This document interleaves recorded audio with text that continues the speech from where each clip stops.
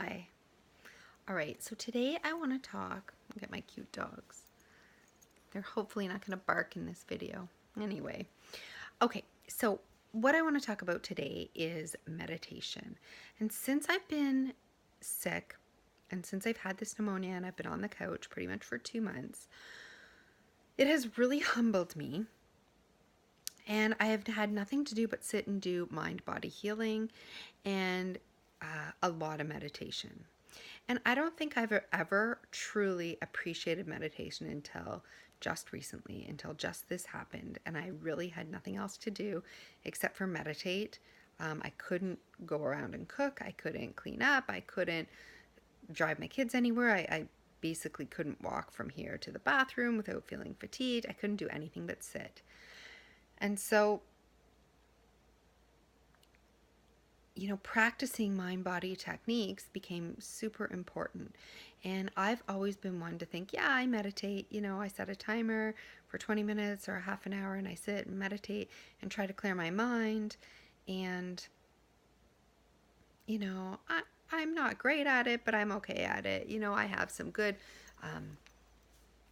things that I know how to do. I sort of, whatever. I have a few different videos on meditating.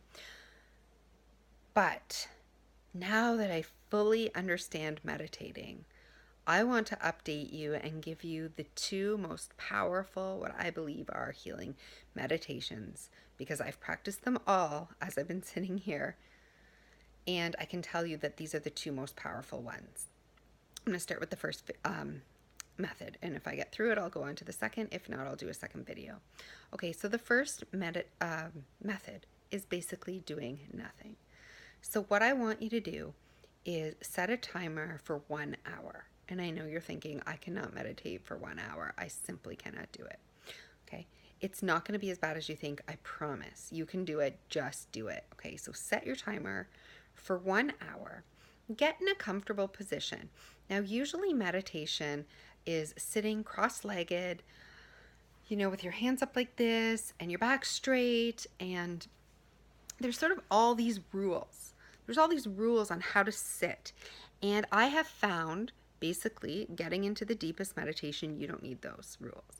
So I would throw them away, because what they are is they're distractions, and they are keeping you from meditating, because it is super uncomfortable when you're sitting in a position that you're maybe not super comfortable in. You're not allowed to move. Your nose is itchy. You're not allowed to scratch it. Whatever the case may be. Your back's getting sore as you're sitting, whatever, okay? Get into a super comfortable position. Like, I'm on my couch, I have my pillow behind me. I'm going to shrink down so my head's kind of on the pillow. I'm kind of sitting up, just in a super relaxed, I might get a blanket and put it on top of me, just like a super relaxed position. If you're the type of person who falls asleep easily, then this might not work for you. Okay, it has to be a position that you won't fall asleep in. But if you're sure that you won't fall asleep, get in the most comfortable. You could just even lay down on your pillow and do it. If you, I think the only reason, maybe not, but one of the only reasons why they have you sitting up and sitting straight, aside from getting your breath to go up and down your spine and moving the energy, is that they do not want you to fall asleep. It's not meant to fall asleep. It's meant to, you have to go inside.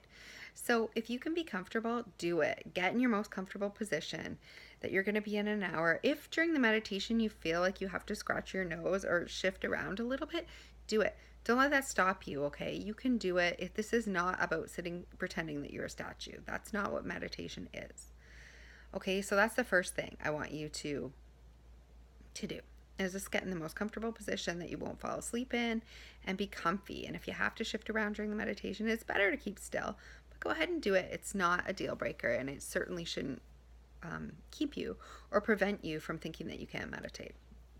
The second rule is, don't try to clear your mind, okay, for this particular meditation, is we're not trying to quiet our mind and coming back to the breath, which is what most meditations do. They come back to the breath or they repeat a mantra, and so they're trying to clear everything else out of the mind, but concentrating and focusing on the heartbeat or the breath or the mantra they've been given. Okay, I want you to forget that. For this meditation, this is called love, hear and love. Okay, the hear and love meditation. And for this meditation, you can basically think anything. So you don't have to silence the thoughts, okay? You're just out here. You're out here. You're above the thoughts. So you're the space for the thoughts. You're looking down in at your own thoughts and you're just witnessing them. Okay, you're witnessing them, you're letting them pass, you're letting them come in and out. Maybe your body's saying, I don't know how to do this, I can't sit here, I'm itchy, I'm super uncomfortable. Oh my gosh, I forgot to do this thing. You're starting to think about to-do lists, whatever. Just let those things pass. Those aren't the things that we're trying to get to, okay? So those things, we're trying to just let them pass. You realize those aren't the things that you should be thinking of. You're not strict on yourself saying, don't think about that. You're just saying, okay, that's not it. Just let it go, right? As it goes, you're saying to yourself, as you get sort of stuck on a thought and it kind of loops and you're thinking about it for more than a minute, okay? What we don't want to do is we don't want to get entangled in the thoughts. So if you start to become, and you can do this when you're thinking about something, when you have thoughts passing through your mind and you're aware that they are and you're the awareness, you can see all these thoughts coming and going and whatever, but you're aware that they're your thoughts.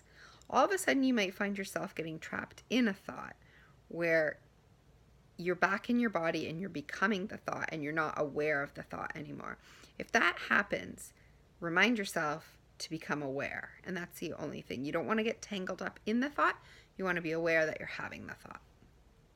Okay, so it's not a matter of silencing the thought. It's a matter of just becoming aware that you're having the thought, not that you're the thought itself or you're getting so entranced in the thought that you forget about being the awareness and you become the thought. That's not what we want to do.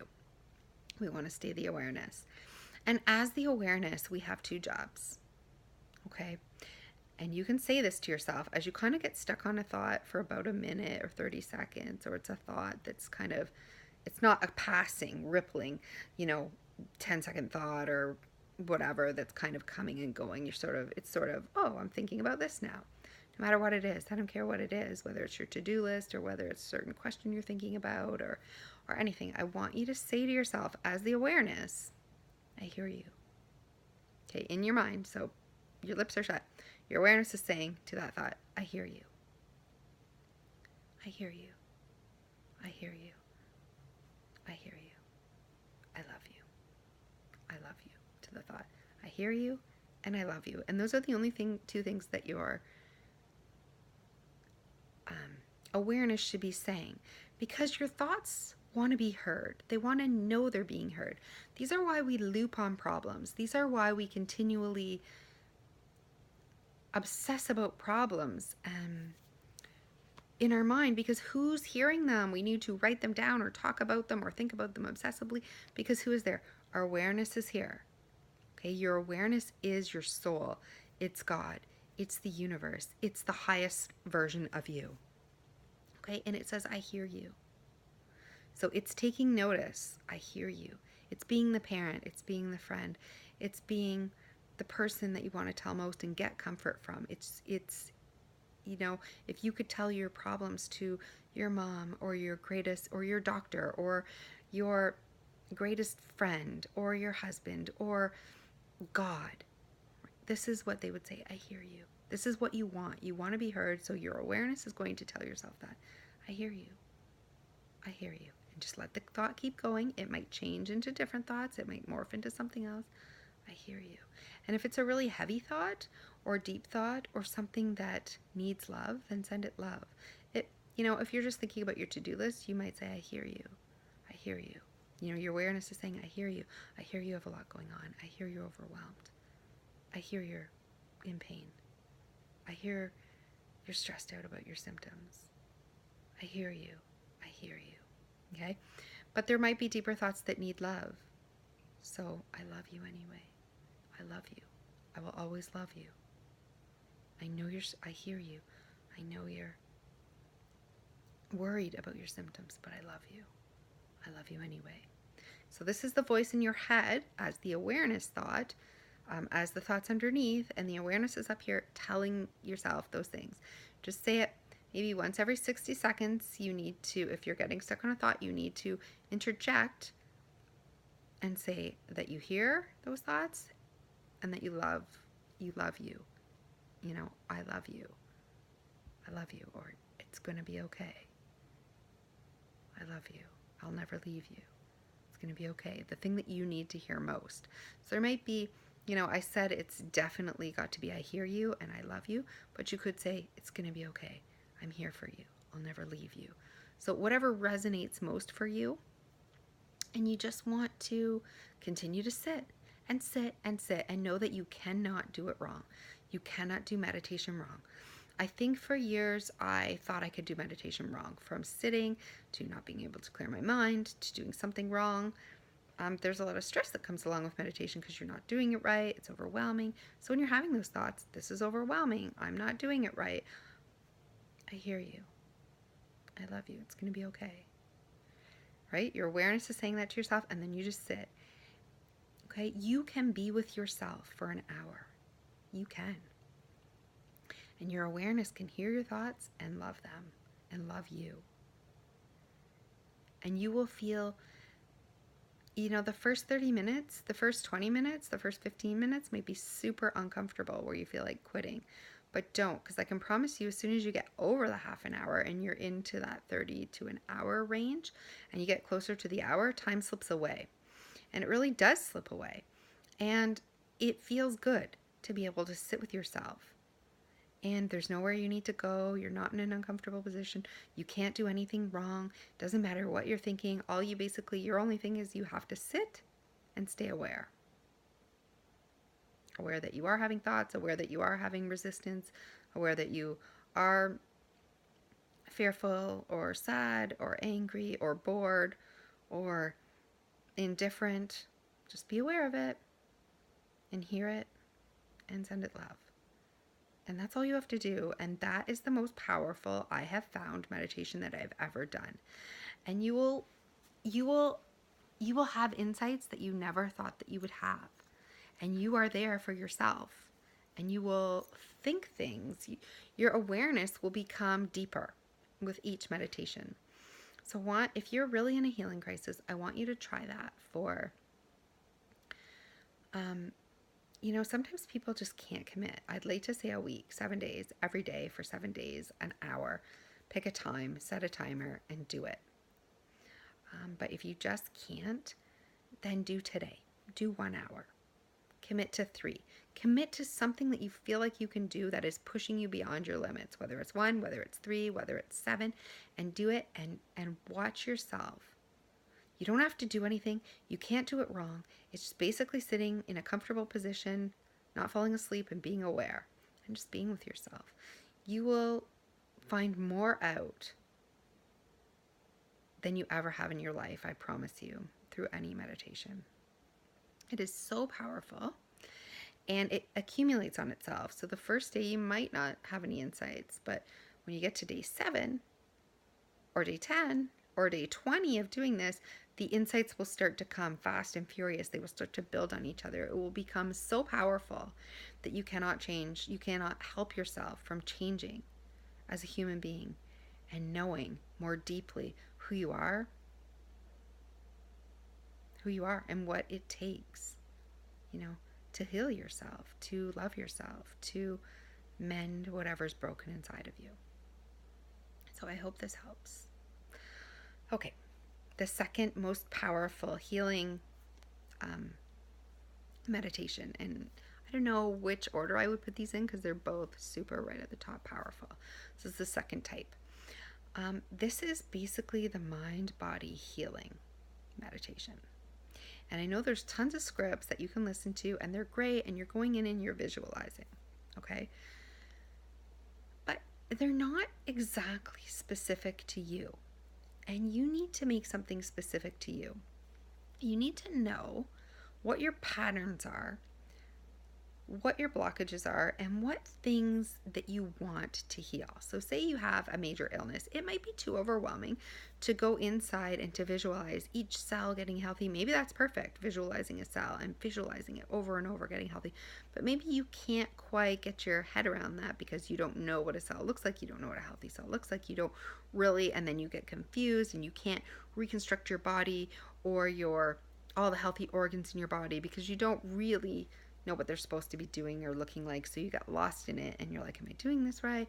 And it's just confusing. So that is a one powerful, like if you had a broken finger and you could go in and visualize that bone fusing back together and it being strong over and over, just like from every little part of it, like coming together, sticking together, fusing together, building up. Now we're building the bone strong around it. We're thickening everything, right? So you could picture something that simple maybe. And if it's something like that, then try to actually visualize from the ground up, as if you're building a house from the foundation up, doing this, digging the hole, then putting in the foundation. That if you can build your body from the ground up, that would be the most powerful healing meditation you could do. I cannot do that. I've tried so many times and I get lost because there's so many problems and so many things and symptoms and things going on. I'm not exactly sure how the body would heal that, and so I get lost in all of that. So there's still a way that you can use visualization healing to heal yourself. If your mind can see it, it can achieve it. If your mind can, like, there's been tons of studies where people have imagined lifting weights every day for half an hour. They just have sitted and meditated, imagine picking up the dumbbells, curling them, imagine this whole thing, how the muscles feel, the whole thing. And at the end of the trial period, they've actually grown muscle. So it's amazing what your mind can do. And they haven't ever actually picked up a dumbbell. So that's what I mean, repetition and doing it over and over and over, and basically visualizing it, and then it becomes reality. But if you can't visualize your problem because it's too obscure or it's autoimmune, or with cancer, you can kind of visualize, you can take a picture of how you want it to be, like this cancer shrinking, the tumor shrinking. That's a good one. But there's some symptoms or diseases like migraines, or it's different things. It's hard to imagine how visualize the whole thing from start to finish, which is what we want to be able to do. So pick smaller things. Pick your blocks. Maybe right now you're too weak. That's my thing. I'm too weak to go for a walk. So I've been visualizing me getting up off the couch, putting boots on, putting a coat on, walking out the front door, walking down the driveway, walking down the street. Now I'm imagining every step as I'm taking it. I'm picking up, I'm walking around the block. However long I would go for that walk is however long I'm meditating. If I envision myself going for a half an hour walk, I'm actually going for a half an hour walk in my mind, and I'm doing the whole thing. I'm looking around at the scenery outside. I'm feeling my footsteps, and what I'm envisioning is a smile on my face. I feel good. My body feels good doing this. And so then you can visualize this every day for a number of days. And then when you go to do it, you are ready to do it, and your mind knows that you're going to do it, and you can accomplish the walk that you've set out in your mind. So that's one example, how to break it down smaller. If you're having a hard time with a certain person in your life, or a certain, a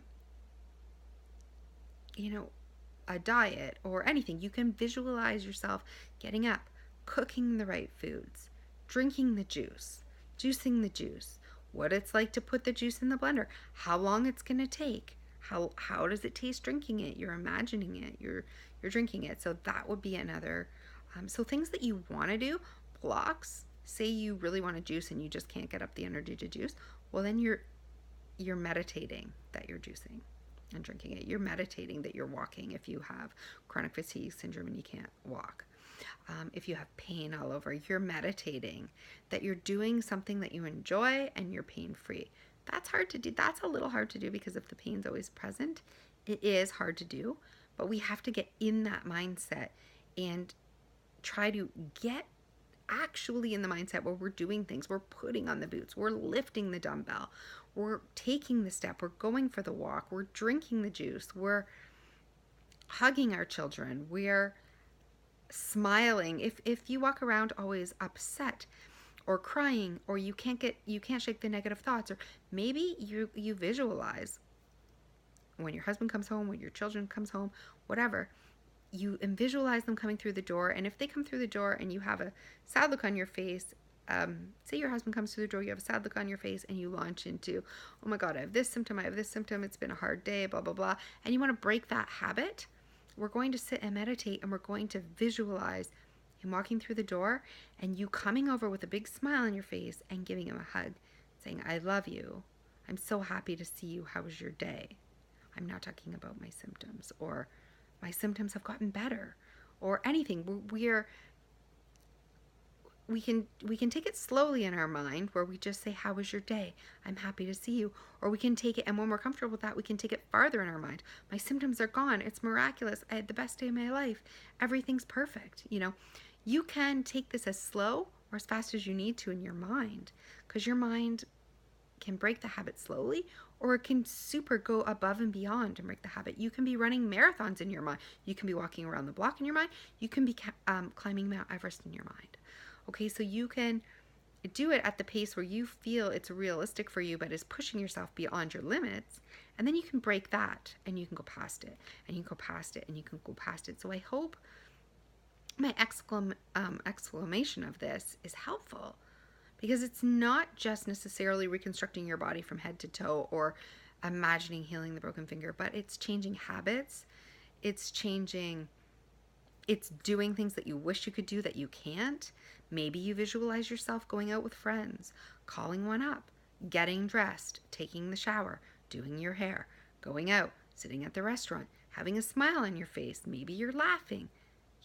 These types of things, if you have a block about any kind of social, you just feel like you can't go out because you're too sick, well, then that's something that you can visualize. So you can take anything, any block, small or big, any habit, small or big, anything that you need to fix, small or big, and you can visualize it and really put yourself in that position, like mentally, like do each little detail and see it over and over and over and over, and then you can do it, and then see more, right? We're building our confidence and our body, and those cells are responding, and they are training, essentially, for being able to do this. You're training them without going to the gym, without getting on the treadmill. If you imagine yourself on a treadmill every day, you're training yourself to be on a treadmill, whether you're on it or not. The mind doesn't know the difference. So that is a powerful, and I always got stuck on that, because the ones that you listen to aren't exactly what you need. And sometimes it's just overwhelming to try to reconstruct your whole health or visualize something that isn't happening at the time. But you can take little pieces and you can work on it. And so I hope that this is helpful. These are two of the most important meditations you would do. I would say do the first one, the just become aware, and I hear you and I love you. That's an hour. You really have to go long with this one, and you have to keep doing it. The reconstructing one, you could set a half an hour and you could super visualize, even 20 minutes, even 10 minutes if that's all you have. And you could pick something small and visualize it. Make it happen in your mind, right? Make it happen in your mind. So